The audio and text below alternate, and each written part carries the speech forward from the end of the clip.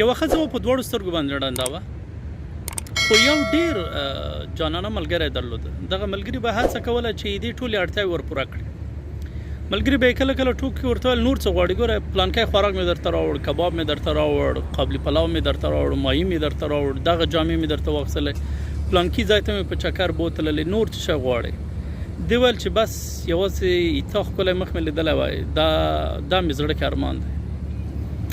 یو سهار چې له خوبه راجیګه شوله او په سترګو باندې لاس تېر کړ، نو ګوري چې هر شی لیدلی شي، هر شی لیدلی شي.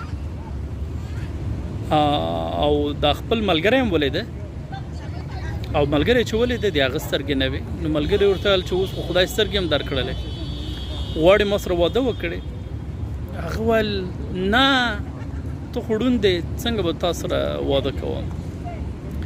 نو ملګری ترې روان شو، خو په تګ تګ کې ورته ویل چې ایما د سترګو پاس ساته. دغه ملګري خپل سترګې دې ته ورکړې وې. نو ځینې کسان دي چې هغوی لوړو موقفونو ته ورسېږي، یو څه ژوند ښه شي، یو څه پیسې پیدا کړي، بیا خپل ملګري دوستان هیروي. او مونږ دغه کیسې کې درس دا دی چې باید په هر حالت کې خپل دوستانو پاس وساتو، خپل هغه پرون چې دی هغه هیر نه کړو.